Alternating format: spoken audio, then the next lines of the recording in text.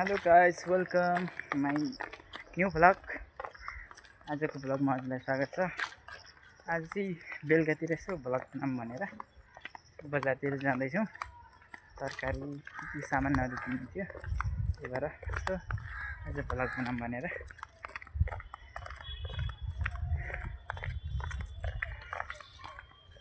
साथमा बहिनी हामी दुईजना जाँदैछु तरकारी के सामानहरू किन्न। मकै चाहिँ ठुलो भयो, यो मकै छुटेछ, यो मकै छुटे, यो के बेलायती। हामी चाहिँ स्केट पार्क आइपुग्यौँ गाइस। यो चाहिँ स्केट पार्क, यो विशाल बजार जाने बाटो। यो चाहिँ हामी यहाँ जाँदैछौँ दरबारतिर घुम्नलाई। देख्न सक्नुहुन्छ रोटी। गाइस हामी दरबार छिर्दैछौँ। हामी गोलुघर देख्न सक्नुहुन्छ, यो चाहिँ गोलुघर।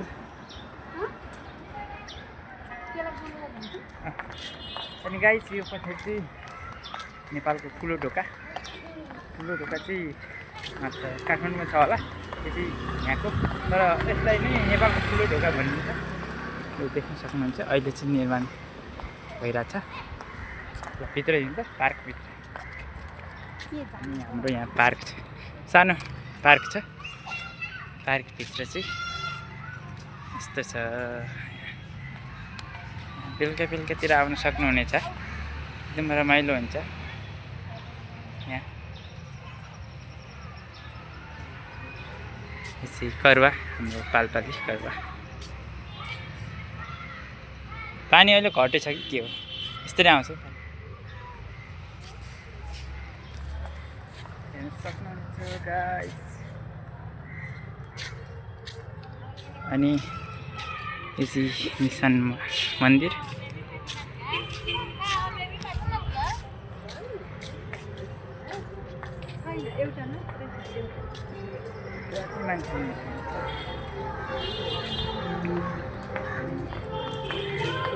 निशान मन्दिर,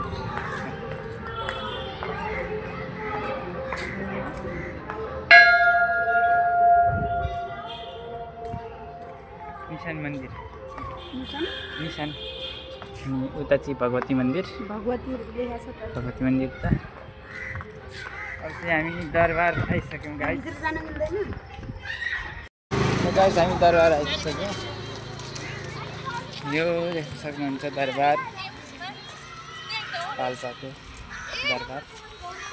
पुराना साना सामग्रीहरू राखिएको छ। दरबार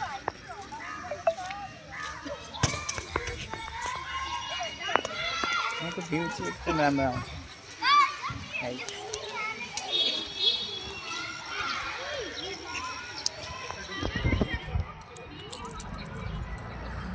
एकदम राम्रो आउँछ। सबैजना पाल्पा दरबार आउनु होला। चाहिँ हामी निस्क्यौँ, मखनडोल निस्क्यौँ। यो चाहिँ मखनडोल देख्न सक्नुहुन्छ, यो चाहिँ मखनडोल। मखनडोल आज छैन, सुनसान जस्तो छ मखनडोल। पहिले शनिबार लाग्थ्यो, शुक्रबार सडक मेला। अहिले उतातिर लाग्दैछ अरे हर ठाउँमा। यो चाहिँ पाल्पाको जिल्ला प्रशासन कार्यालय। प्रशासन कार्यालय चाहिँ ठ्याक्कै यो मखनडोलमा छ। उता चाहिँ दरबार, त्यो चाहिँ पाल्पा जिल्ला प्रशासन कार्यालय। यहाँदेखि टुडी खेल अघि त्यो भित्रतिरको बाटो आएपछि यहीँ निस्किन्छ है। त्यो चाहिँ उहाँ निस्किन्छ।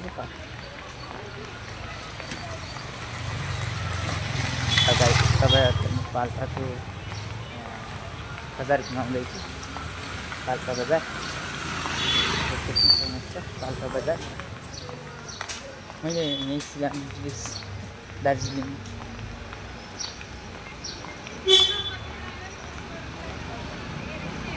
बाटो एकदम सानो छ दार्जिलिङ मान्छे हुन्छ त्यही भएर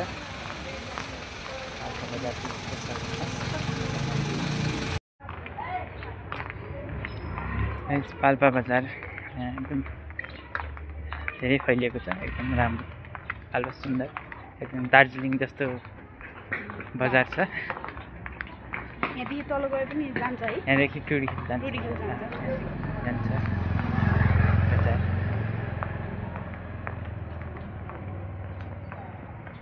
हाम्रो सिटी सेन्टर चाहिँ यहाँ छ कपडा यहाँ कपडा लिन आउन सक्नुहुनेछ सिटी सेन्टरमा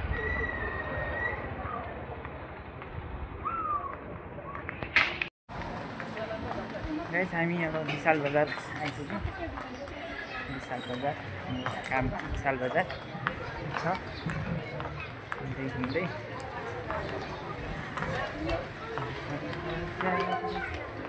बजारको काम घुम्नलाई एकदम राम्रो छ बजार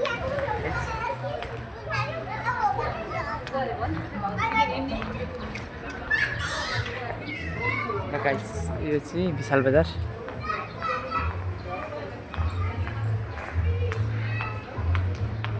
म चाहिँ दिदीकोमा तरकारी लिन जाँदैछु यहाँ चाहिँ एकदम राम्रो राम्रो तरकारी पाउँछ हाम्रो दिदीकोमा यहाँ चाहिँ हेर्न सक्नुहुन्छ दिदीको तरकारी पछि म सधैँ यहीँबाट लिन्छु नमस्ते दिदी सन्चै हुनुहुन्छ म नि सन्चै छु ल तरकारी लिउँ हामीले तरकारी लिन सक्यौँ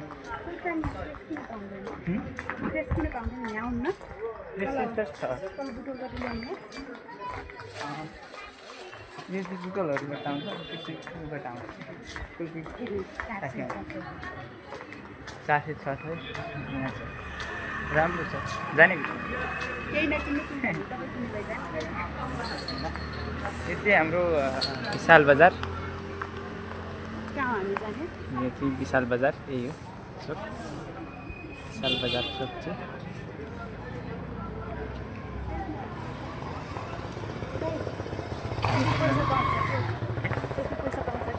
के हो यो त्यो ढुङ्ग्री भन्ने पाउँदैन त्यस्तो यो कम पिरो हुन्छ त्यो ढुङ्ग्री भन्ने पेट सेट पुरै उ गरिदिन्छ खानै सकिँदैन केही हुँदैन मैले कतिलाई किनिदिएको छु देखेँ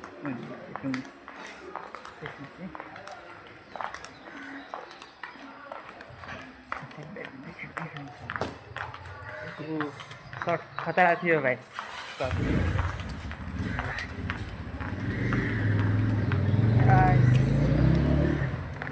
अब चाहिँ हामी यहाँदेखि मुनिको बजारतिर जाँदैछौँ मुनि बजार अस्ति आएको बाटो हामी चामल लिन यहाँ स्टोरमा आएछौँ होइन ब्लग बनाउँदै हो ब्लग यो चाहिँ आज कसै ब्लग बनाउनु सब्जीमा सक्छ मिक्समा चाहिँ के पिठो किन रोटी बनाउने बेल छैन भयो पर्दैन खुल्ला पाउँछ होला नि पिठो अनि दिदी हजुरको पसलको नाम हजुर पसलको नाम यो के छ यो ल यहाँ चामलहरू केही किन्ने भए होलसेलमा पाउनुहुन्छ यहाँ आउनु होला यहाँ लिनलाई गाइस छ ट्याक्कै अगाडि गाइस ल हजुर चामलहरू केही सामानहरू किन्छ भने आउनु होला उहाँ दिदीकोमा एकदम सस्तो मूल्यमा पाउनुहुन्छ यो चाहिँ टक्सार टोल तानसेन देख्नुहुन्छ लेखेको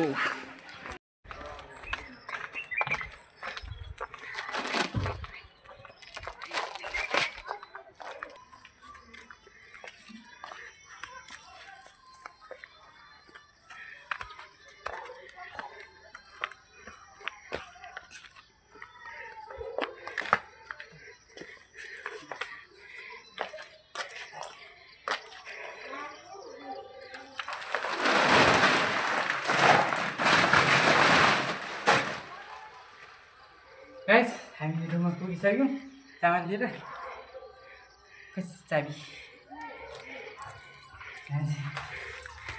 थकाइ धेरै लाग्ने गाइस सकिँदैन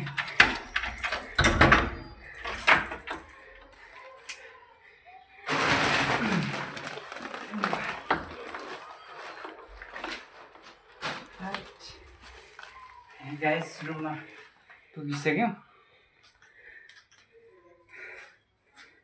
तरकारी गाइस हाम्रो चाहिँ सामान आइसक्यो चामल र तरकारीहरू हामी आएको मेरो रुम चाहिँ हेर्नुहोस् गाइस यही हो रुम चाहिँ सानो छ रुम ल गाइस आजको भ्लग चाहिँ यति नै अरू चाहिँ नेक्स्ट भ्लगमा भिडियो कस्तो लाग्यो सबैजनाले कमेन्ट गर्नु होला थ्याङ्क यू